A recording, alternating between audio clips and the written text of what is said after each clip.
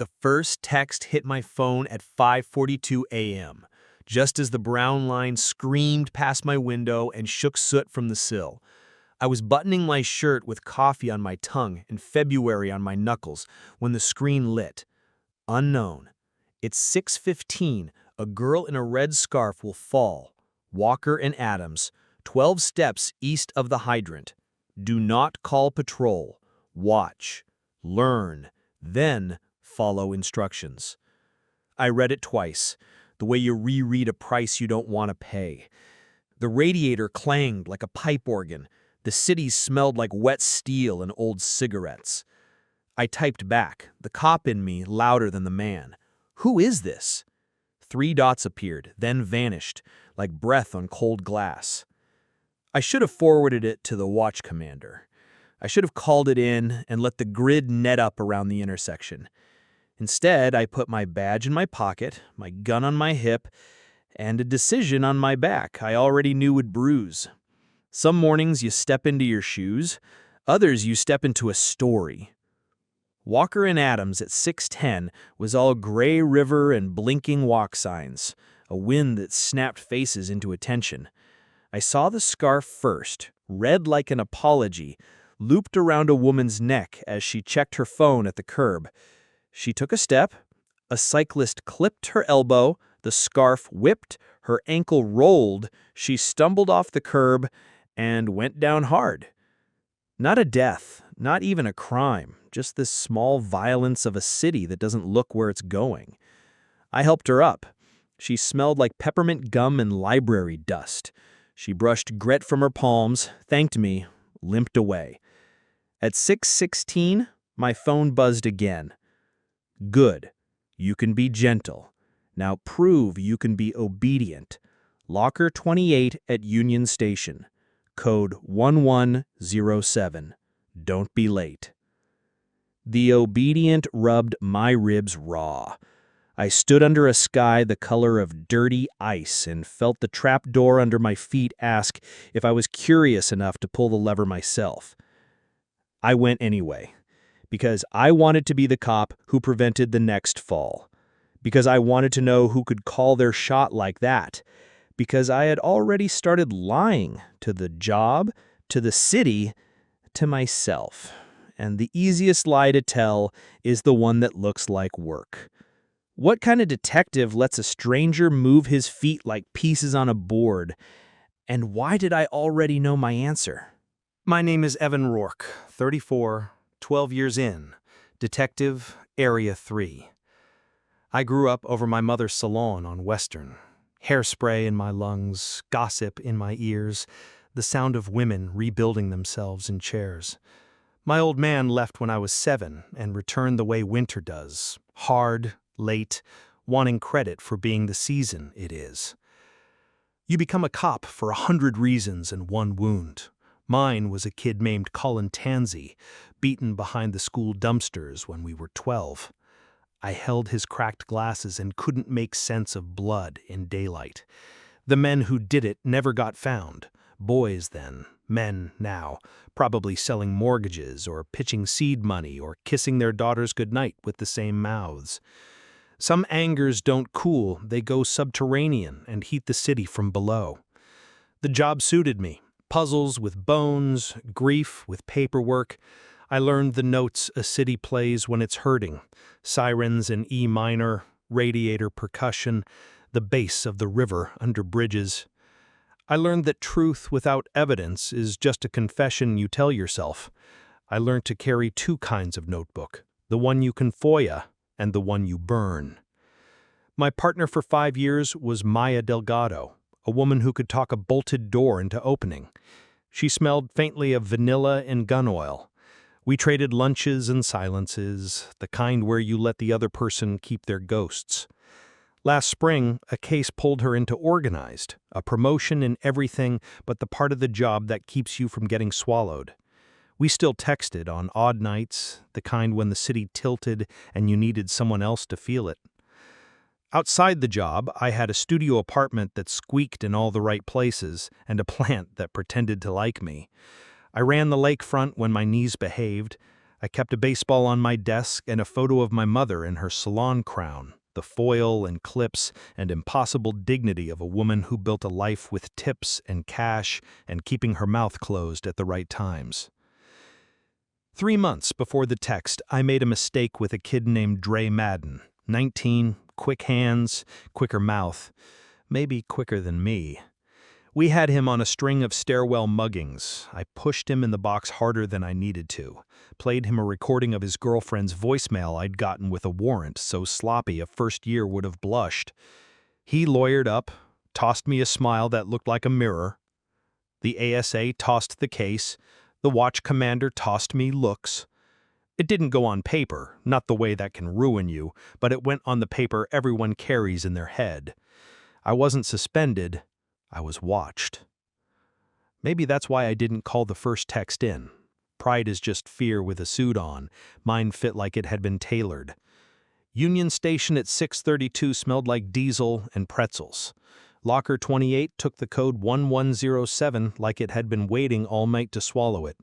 Inside, a manila envelope, a cheap burner phone, and a laminated card with neat black letters. Rules.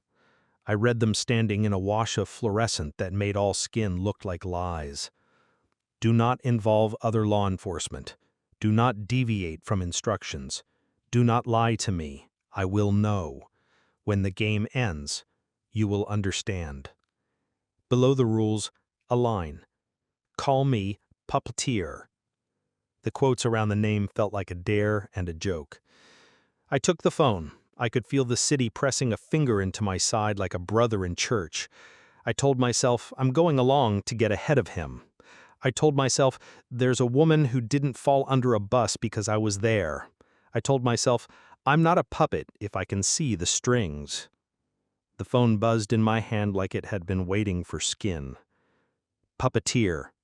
Now that we trust each other, let's prevent a fire. 7:05 a.m., Elevator 3, West Loop Tower, 21st floor. Press stop at 7:07. 2 minutes matter. I checked my watch.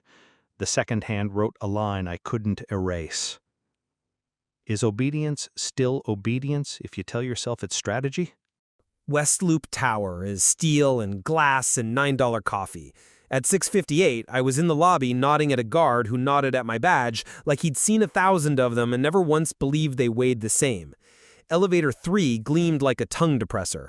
I stepped in at 7:01 with a woman in gym clothes, a man in a suit, and a kid with a skateboard and a face full of acne the exact color of his shame. At 7:07, I hit stop and the elevator lurched. The gym woman swore, the suit puffed. The kid grinned because sometimes chaos is a vacation. I forced calm into my voice, flashed the badge like a magic trick. We're okay, I said. 2 minutes. Building test. I didn't know if that was true. I knew that fear is a flammable liquid. I kept my matches in my pocket. When the doors opened at 7:09, a firefighter with a clipboard gave me a nod he hadn't planned to give. Over his shoulder, a man in a blue maintenance shirt hustled by with a toolbox and eyes that didn't want to see mine. My phone buzzed. Puppeteer. The overload trip you prevented would have sparked at 21, shaft wiring, inspection overdue. Consider this your treat for listening. Now, a test of honesty. Leave a voice message to your partner Delgado. Say, I'm fine, working a tip, might be big. Send. I stared at the words like they might rearrange themselves into sanity. I hadn't told Maya about the morning. Even in silence, she could feel my choices. The elevator's metal walls smelled faintly of bleach and old breath. The firefighter moved on, the morning resumed, and I stood in a pocket of paused time big enough for just one man. I sent the message because it cost me less than refusal and more than comfort. Then I did the thing I still hate. I didn't call the tip in. I watched, learned, obeyed. At 7:30, the phone vibrated like a heart. Puppeteer. Good. Reward. Coffee. Corner of Lake and Desplaines. Booth in the back. Check under the seat. I found a napkin-wrapped thumb drive taped under vinyl that had seen better decades. The waitress poured me something that tasted like tar and warmth. Outside, a bus exhaled winter into the street. I slipped the drive into my pocket and felt like a thief of my own day. At my desk, I plugged it in with the kind of breath you hold when you think a thing might explode or explain. The drive contained 4 files: a map, a list of names, a 911 transcript, and a photo of a boy in a puffy jacket standing under a mural on 18th. The map marked 3 corners with neat red X's. The list paired those corners with dates and initials. The transcript belonged to an unreported call, ours, about a fight on a stoop the week before. The boy in the photo was 15 or 16, chin set, eyes trying on man. Puppeteer. You missed a pattern. I'll let you borrow mine. Save Luis F. at 4:15 p.m., corner of 18th and Laughlin. A knife will meet his ribs. 4 centimeters either way means liver or muscle. Turn the blade with your presence. Turn the blade with your presence? It was poetry and threat and nonsense, except I knew the corner, knew the mural, knew the hour school let out, and how boys test each other where grown folks can see.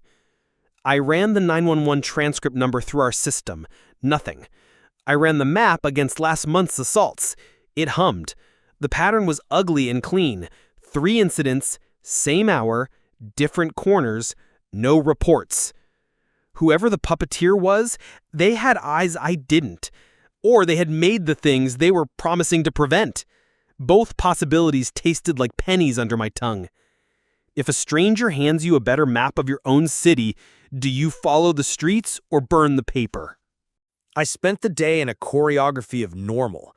Paperwork, a witness who didn't want to be one, a burger eaten at my desk that bled orange into the wrap. But the new phone pulled at my pocket like a child. The screen stayed quiet. The silence felt like bait. At 4:05, I parked 2 blocks from 18th and Laughlin. The air smelled like laundry steam and salt from a shop that sells it in colors. A group of boys bounced a ball that kept finding the gutter. I spotted Luis from the photo by the mural. Red backpack, fists in pockets, the posture of a kid who wants to be seen and not noticed. 2 older boys leaned into him with smiles that weren't. I walked past like a man who lived there. My hand touched the badge in my coat as if it were a rosary. The small one, later, Marco, had the switchblade. I saw the glint, the way you see a fish mouth surface. I heard the click. I felt the corner go tight. "Hey," I said, voice a little too friendly. "You all good?" They looked at me. The knife looked at Luis. The moment looked at itself. The taller boy's mouth twisted, a line I'd seen in older faces. "Keep walking, man." "Not a great idea to practice surgery on a street," I said. Luis's eyes flicked to mine with a speed that said, "I'll take any adult." He slid sideways, the blade kissed his jacket where a rib waited under cotton, and I stepped in. 2 fingers on the wrist, a twist I learned a dozen winters ago that turns a knife into a mistake you can correct. Metal clattered. Marco's face broke into child before reforming into boy. The taller one ran. Luis exhaled a prayer he didn't know he knew. I picked up the knife with my pen and pocketed it in a bag. The moment unwound like a tape player. "You okay?" I asked Luis. "Yeah," he lied. "Home?" I asked. "Yeah," he lied again. I gave him my card. "If anybody asks, tell him a boring man scared your friends off." He laughed the way 15 laughs, defiant and grateful. As he walked away, my phone buzzed. "Puppeteer, you did well. See how easy it is to tune violence? Now let's tune you. 8 p.m., 23rd and Keji. Bring your gun. Do not draw unless told." A thread of anger wound around the part of me that wants to be handled. Tune you. I texted Maya, "Grabbing chili near Pilsen. You around later?" She replied with a thumbs up and a skull. She knows how I take my jokes. At 7:59, I stood at 23rd and Keji, under a streetlight that hummed like it had a secret. The smell was wet cardboard and grilled meat. The L roared overhead, a mechanical crow. A man in a puffer cut right, then left, the kind of movement that says he's memorized patterns to avoid being memorized. A woman pulled a kid across the crosswalk by the sleeve. My phone vibrated. Puppeteer. See the sedan at the corner? Silver Civic, engine cold. License ends in 47. Driver's name is Dre Madden. He owes pain. Pull him over, make him feel the shape of consequence. Don't arrest, fear him, then let him go. Dre, the kid who beat me in the box. My jaw remembered the heat of that day. My knuckles remembered the table. The phone lay in my palm like scripture written by a heretic. I watched the sedan. Dre tapped his reel, phone glowing in his lap. I could paint a clean law violation out of that picture without breaking a sweat. I could lean in and narrate his future to him until he saw it. I could be the city he expects and the one I hate. I called myself a cop and told myself I was making a choice. I pulled behind him, lit him up, approached with the stance that keeps you breathing. He put his hands where hands belong. His cologne smelled like a mall, sweet and sharp. "License?" I said. "Good evening, Detective Rourke," he said. And my spine went electric. He knew my name. Of course he did. I'd made sure of it. We stared at each other for a second too long. I took his license and told him about phones and laws and lives that turn on little pivots like this. I made my voice low and disappointed. I watched his shoulders notch. I could have made it a ticket. I could have made it a night. I made it a warning because the voice in my pocket asked me to, and because the voice in my head insisted it was my idea. Back in my car, I typed to the puppeteer. Done. Why him? Because you needed proof I know you, and because he needed to feel small without being crushed. You're welcome. I hated the compliment. I swallowed it anyway. That night, my apartment smelled like rain on radiator. I put the burner phone in the freezer like a superstition and tried to sleep with the sound of trains threading the dark. Somewhere under my mattress, a city I loved and distrusted rearranged itself around a man who had learned to move people like furniture. If the hand on your back sometimes keeps you from falling, how long before you forget it also wants to push? The first envelope arrived the next morning in my mailbox. No stamp, my name printed the way a teacher writes on a whiteboard. Inside, a single photo. Me, 3 years earlier, standing on a South Side stoop with a kid in a Bulls hoodie, Jerome P. The morning after his brother's overdose. My hand on his shoulder. My face set in that cop compassion that looks good in court. In the background, a man in a blue maintenance shirt, same cut, same shoulders as West Loop Tower, watching us from a van window. Circle drawn around him in red. Puppeteer. You met me a long time ago. You just didn't know what to call me. I flipped the photo. Blank. I could smell dust and old printer ink, the kind that stains your thumb blue. My stomach made the noise a small dog makes when it knows something you don't. I pulled my old case notes. The Jerome file had nothing on our maintenance man, but the overdose scene report listed a contractor who happened to be on the block fixing a burst pipe. Name, Gregory Wells. Company, City Line Facility Services. My pulse got that bicycle chain rhythm that makes tunnel vision seem like the right way to look. I ran City Line. They serviced 3 downtown towers, including West Loop Tower. The maintenance roster put Gregory Wells on nights, floating. HR had an address in Bridgeport and a photo for the ID badge, a face that wants to be overlooked, the kind of man who stands near emergencies and becomes furniture in your mind. I knocked Wells's address that afternoon. A woman in a robe and a toddler answered. The TV talked about a sale on mattresses. No Gregory. The landlord next door said he moved 2 months back, no forwarding, left late at night. I felt the familiar uselessness of being a step behind a ghost with a calendar. Back in the car, I texted, Gregory? Puppeteer. Names are froth. Focus. 9:30 p.m., Kinsey and Peoria. White van, plate ending 612. The side door will open. Say, "I'm here," then listen. I parked where the brick has collected heat for a century. The white van hummed behind a warehouse that used to be a warehouse and now was a place where people pretended not to pay for walls. I counted windows, exits, the kind of mental inventory that calms me down. At 9:29, the side door rolled. A voice from the dark.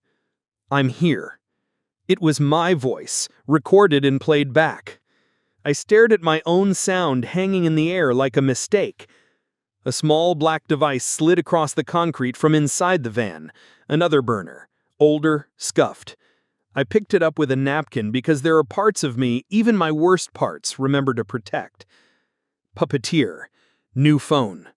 You and I are more alike than you want to admit. We both hate waste. We both chase patterns. We both want to be the first to arrive and the last to leave. The difference is I am honest about what I move to get it done. Tomorrow, you'll decide if you are too. I typed, "Why me?" Puppeteer. Because you bend, and because you care. I need both. 7:15 a.m. Montrose Harbor. A jogger will not surface unless you pull her out. Bring a towel from your trunk. You keep one there. Good habit. He wasn't wrong. The towel lived next to a jumper cable that had saved more strangers than me. I felt watched in a way that made my skin too small for my body. I sat in my car and smelled the city through the cracked window. Garbage day and jasmine from somewhere pretending it was May. And chose, again, to step forward, because going back meant telling my lieutenant what I had let begin. When the person on the other end of the string starts to sound like the voice in your head, how do you keep your hands off the knot? At 7:12, Montrose Harbor was more gull than person. The water wore the color of bad coffee. I saw her. Blue jacket, white earbuds, a pace that said she ran for repair, not sport. She slipped on the icy edge where the concrete tilts just enough to forget. She went in with the sound a person makes when the air forgets to hold them. I was already moving, coat the wrong weight, breath burning, towel in my fist like a prophecy. Two fishermen watched without moving. Sometimes shock looks like indifference. I got low, belly to wet concrete, the lake licking my shirt. I grabbed sleeve, hair, hope. She was heavier with the water on her. She gasped like a newborn when her mouth found oxygen. Her earbud dangled like a worm. I pulled her up and the towel did what towels do. She sobbed, laughed, thanked me, cursed the city, cursed herself, cursed winter. I watched her walk to her car with a limp that would be a story later for someone who loved her. My phone vibrated. Puppeteer. See? We save. We control the fall. Now, a fire for your hands. 11:40 a.m., 63rd in Halstead. A bodega with a blue awning. A man named Deshaun will pull a gun over a debt. Tell the owner to lock the back door now, then wait. No sirens. I drove south with the heater on full and the knowledge that I had crossed from response to choreography. The bodega smelled like cumin and bleach. The owner, Hector, later, had the wary eyes of a man who knows the price of each item and everyone who buys it. I flashed the badge, leaned close. "Lock your back door," I said. He looked at me like I was offering a problem. "Now," I said, and put enough steel behind it that he moved. At 11:39, Deshaun walked in with two others. Skinny, hoodie, scared. Fear wears swagger better than leather. The back door tested and found locked. His plan shrank. The argument tried to grow to fit the room. He showed the gun to help his words pretend they had longer legs. I moved before the gun believed itself. Hand on wrist, twist, shelf of plantains to the floor, Hector shouting "No police" even as he watched me be one. The gun clattered and became safe in my pocket for a minute that felt like 2 hours. I didn't arrest Deshaun. I took his name and the names of the other boys and told them I knew their mothers' names, because sometimes language is a tool and sometimes a lie. I told Hector we'd be back, meant it, and hated that it sounded like a promise the city can't keep. Puppeteer. You learn. Good. 3 p.m. Call Delgado. Say I need you to trust me, not the job. Then go to 18th and Morgan, South Alley. You will find a package. Do not open until I say. You're doing well, Evan. We're almost ready. Almost ready hung in the car like smoke. I called Maya. She answered on the third ring, distracted voice, keyboard tapping. You okay? She asked. No, I said. And we both breathed, because honesty sometimes sounds like a small fire in an empty room. I need you to trust me, not the job. Which is not how trust works, she said, but without the cruelty the sentence deserved. Come by later. We'll eat pretzels and watch something with dragons. Can't, I said. Rain check. You're in something, she said. Bring it to me. I will. I lied. She sighed the sigh of a person who knows you and lets you be wrong because they don't want to break your neck pulling you back. Be safe. The alley at 18th and Morgan offered a cardboard perfume and a cat that believed itself a tiger. The package sat behind a blue dumpster, wrapped in brown paper with my name and that neat school teacher script. I didn't open it. My hands shook anyway, the way they do when anticipation and dread share a bedroom. At 4:20, the phone buzzed. Puppeteer. Open. Slowly. Inside, a gray metal box with a single switch and a digital display. 0, 0. A loud theatrical nothing. It's not a bomb. It's a metronome. We're going to keep time, you and I. Tonight you will be at the Harold Washington Library. You will sit in the back row of the Winter Garden, 4th seat from the left. When the display reads 0910, flip the switch. 10 seconds later, a light will go out on 3 West, the darkness then lighted by another kind of electricity. A man's little panic. I heard a door latch. I saw a shadow hesitate. I saw a shape slip into a staff hallway. I followed with footsteps that tried to sound like air. The man, thin, cap, maintenance blues, held a bag that clinked. He opened a door with a key card and entered a room labeled Archives. I counted to 4 the way I count when I'm about to do something I'll have to explain, and stepped in. He was cracking a cabinet, sweat ashine under the fluorescent. Inside, rows of boxed microfilm, 3 missing. He had a list in his pocket. I took it with fingers that didn't shake because my hands know their part even when my head is lagging. He started a speech about misunderstandings. I let it die alone. Gregory? I said. He blinked. No, he said, and in that no I heard the yes he couldn't help.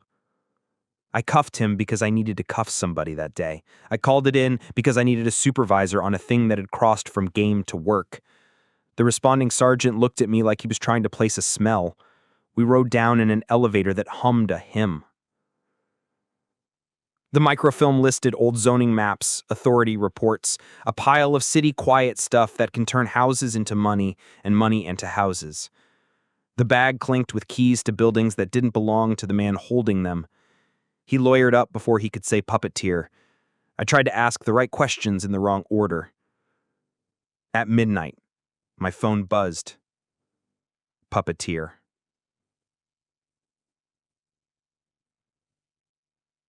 Tisk. Premature. You caught a pawn. Congratulations. Tomorrow we touch the queen. Sleep. You earned it. I didn't sleep. The city hummed under my window like it was trying to change the subject. The box sat on my table, numbers blank. I stared at my ceiling paint and listened to my neighbor's TV argue with a game show. Dawn came in gray. I tasted metal and regret and a strange, uninvited pride. If you catch a pawn and call it progress, how long before something moves you back 3 spaces? At 6:30 a.m., I stood on my mother's salon stoop, because sometimes you go home to smell the life you had when nothing complicated asked you to choose. She was inside early, mixing dye that looked like cake batter, radio playing Frankie Beverly like rent was due. You look like yesterday, she said, kissing my cheek. glitter from a client's nail catching my stubble. "I have a thing," I said. "You always have a thing," she said, and handed me coffee that tasted like childhood and bad decisions. "Make it the right kind." Outside, the city performed mourning. Buses yawning, dog walkers smiling at dogs, and nobody else. Inside me, two cities argued. The one that obeyed chain of command and the one that obeyed the voice promising prevention and patterns. The choice wasn't flip a switch. It was a narrowing hallway. My phone buzzed. Puppeteer, noon, City Hall, records, 4th floor, ask for file 27B. You will be denied. You will then call Maya Delgado and ask for a favor. She will say yes. Don't lie to her. Then, meet me at 110 at the Picasso. Wear the suit jacket you avoid. We're going to look like Purpose. I could feel the line he wanted me to cross. The one between doing a smart thing and doing a wrong thing smartly. Maya's name bent the air around me. I typed, "No more favors. You want a file, you ask yourself." Puppeteer, this is your window, Evan. You either open it or stand inside the house you built out of rules, slowly choking. Choose. I called Maya. "I need 27B. She said, "You're on something." I said, "Yes." "Is it legal?" "Not yet." "Will it hurt someone we're not trying to hurt?"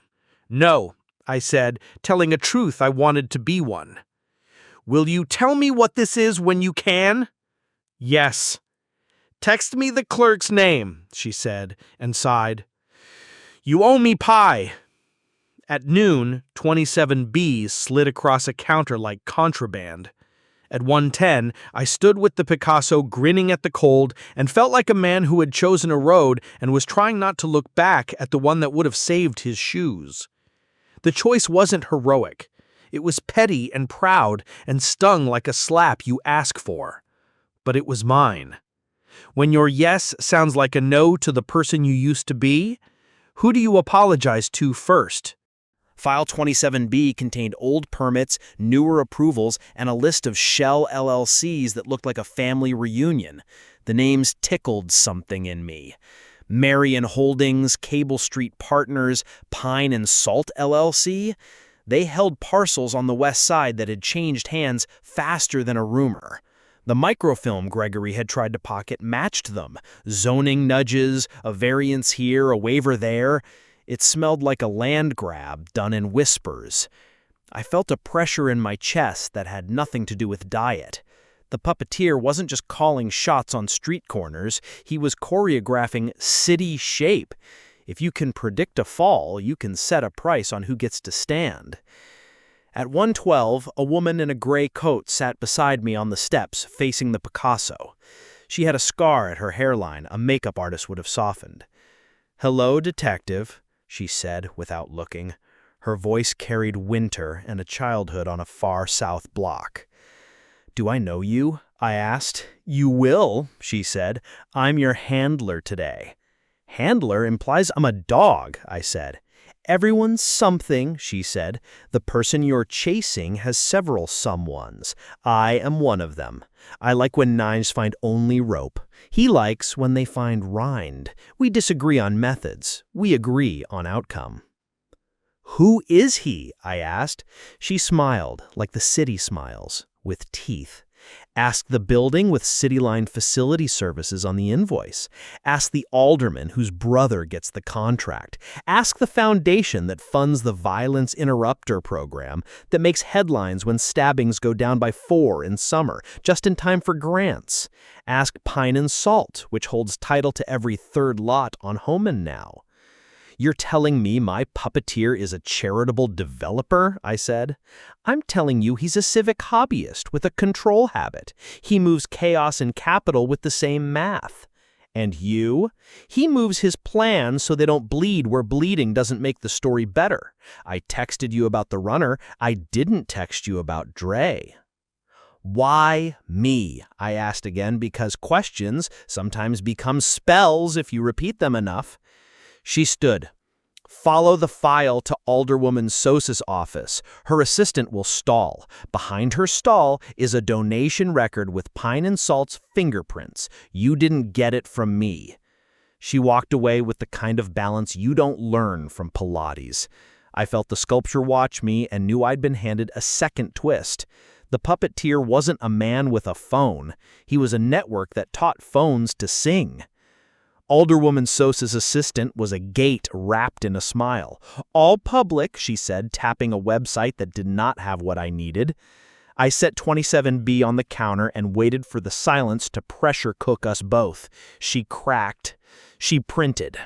I left with paperwork that smelled like toner and fear. The donation records linked Pine and Salt to Sosa Forward, a pack that fed her last campaign a diet of neat $4,900 bites. The same shell fed Friends of Chatham Libraries, which had built a reading room named for a man known to be generous with ribbon cuttings. Names were froth, the puppet had said. Money was the ocean. I texted Maya, "Pie soon. I owe you a flavor I can't afford." She replied, "Blueberry. Also, you're being watched. Internal asked 3 questions in a row that were really 1. Pick better alleys." My mouth dried. The city felt like a man leaning in too close at a bar. At 4 p.m., Puppeteer buzzed. "Tonight, 10 o'clock, Lake and Stetton Garage, level 4. Bring the metronome. Wear soft shoes. We will meet."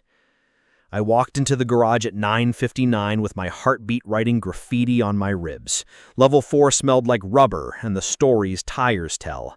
A white van idled, side door open like a throat. The metronome ticked. 09:59. I flipped the switch because disobedience would be theater with no audience. A figure stepped out, dark jacket, baseball cap, a mask that made his face a suggestion. His voice through a small modulator was too calm. "Detective Rourke, you have done well." "I said you would meet." He said, "We are." "Names are froth." He tossed me a small pouch. Inside, a key card and a flash drive. "Tomorrow you will enter CityLine's office, room 3C, computer labeled GREGW. You will insert the drive. You will copy a folder called Marion. You will deliver it to the following address at 11:15 a.m. You will leave without speaking to anyone." "You're using me for a heist," I said. "I'm using you to complete a puzzle you already built. Tomorrow decides whether you are a man who finishes what he begins. And if I don't? A girl in a red scarf falls harder next time, and Maya gets a call from internal she doesn't deserve." The second twist finished itself. Leverage. He had my duty and my friend in a dirty palm.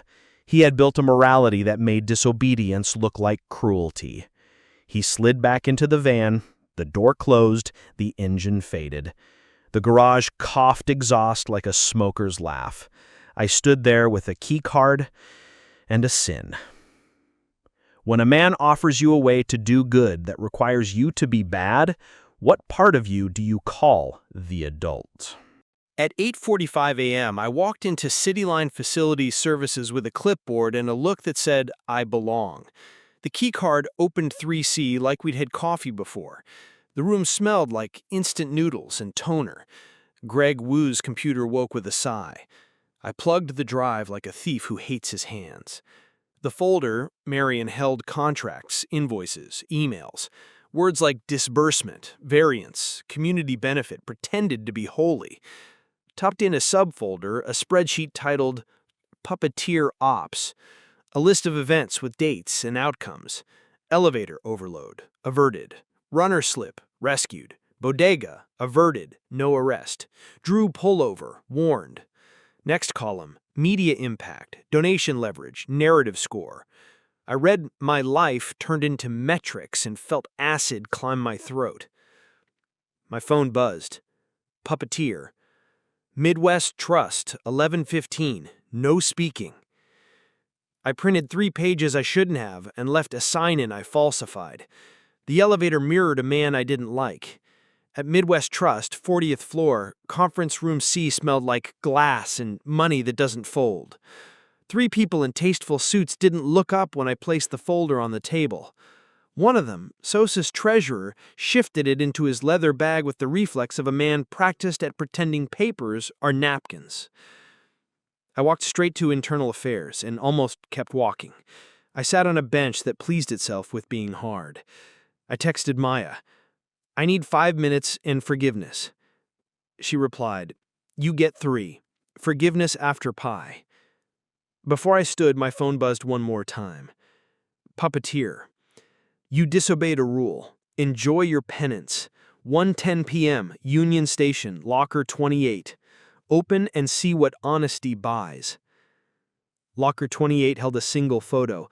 Maya leaving her building, coffee in hand, laughing at something off frame. Circle in red. On the back, "Don't make me be worse than you. 7 p.m., Navy Pier, East End, alone." Fear made my hands cold enough to fix pipes. I called Maya. "I do not go home. You go to the district, sit with the watch commander, show him this photo, tell him a man is playing with me." "Finally," she said, anger and relief braided. "I'm already there, and I already told him. He's not thrilled." I exhaled something tight and ugly. I called my lieutenant. I told him enough to get myself benched or blessed. He cursed me like a prayer, then said, "We're going to land this without headlines that get us transferred. Where does he want you?" I said, "Navy Pier." "Of course he does," the lieutenant sighed, "because men who move people like pieces love stages that look like postcards." At 6:50, the pier smelled like salt that had never seen the ocean and popcorn that pretended to be warmth. The winter wind did the thing it does to cheeks. I walked to the East End, where the Ferris wheel watched the lake like an old god. The metronome in my pocket ticked 0659. He stood at the rail, a silhouette that could be any man who believes he owns horizons. He didn't turn. He said, "Detective, you brought friends."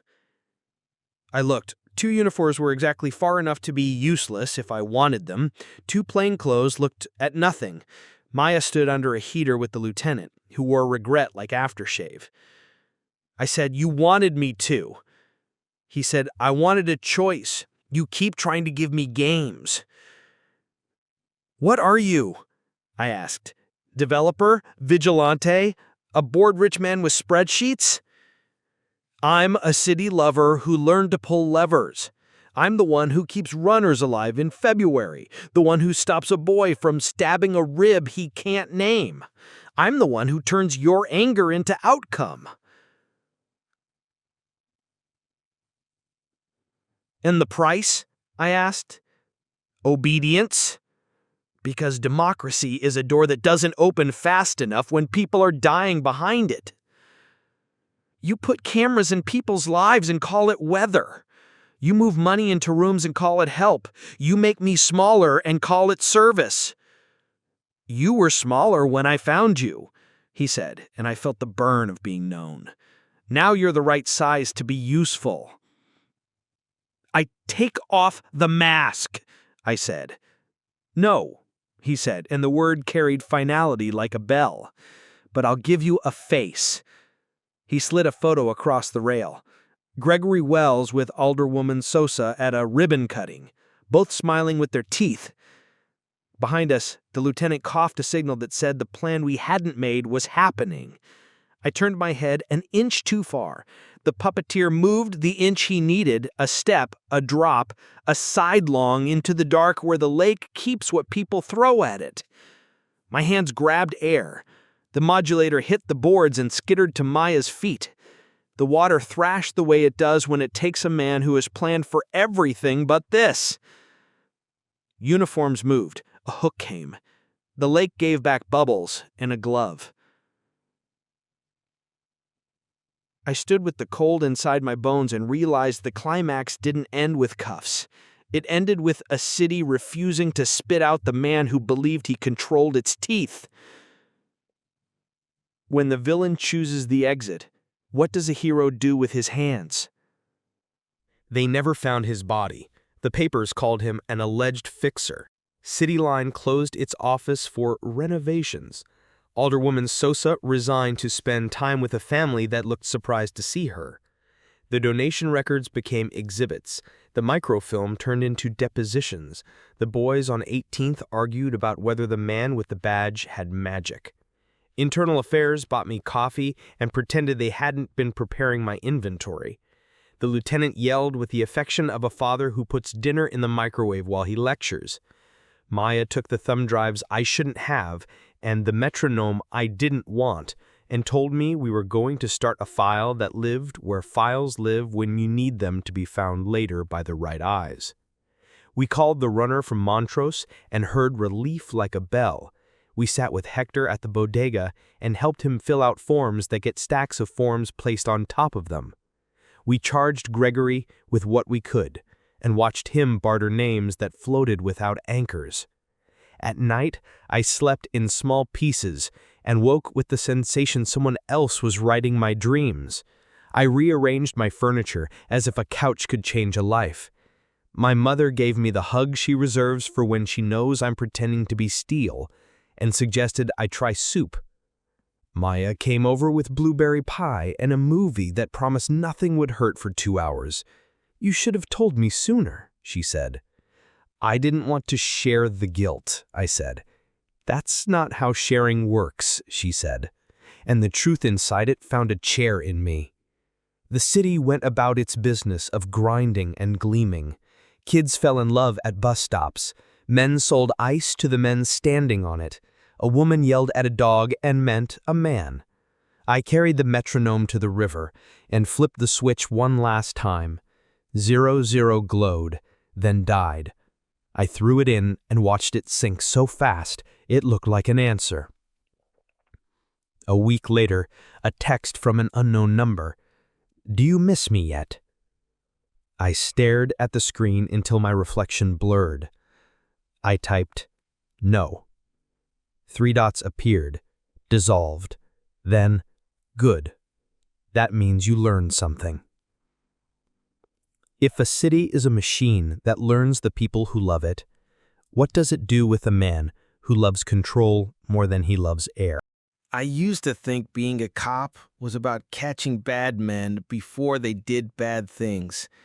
Now I think it's about choosing which levers you refuse to touch, even when they would make the floor move the way you want.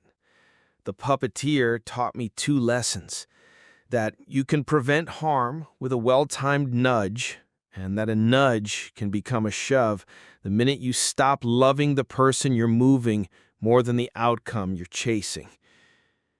There's a version of me in a nearby world who kept obeying because the saves felt good and the explanations wrote themselves. And that Evan drinks more and sleeps less and calls it service. This one tells the truth to the people who can fire him and to the woman who could forgive him. Leverage smells like cologne and fresh paper. It flatters. It uses words like "we." It calls your better angels by their nicknames. It says, "Just this once." It promises the city will be safer if you let someone else hold the map. Sometimes it's right. Often it's theft, dressed like order. I walk Whacker at dawn sometimes and watch the men and women who run before work. I look for red scarves and the kinds of edges that take ankles. I don't pretend I can see every fall in time. I just keep my hands empty and ready. I'm not a puppet, and I'm not a puppeteer. I'm a man with a knife for cutting strings when I see them, and a palm kept open for the next person who's about to fall.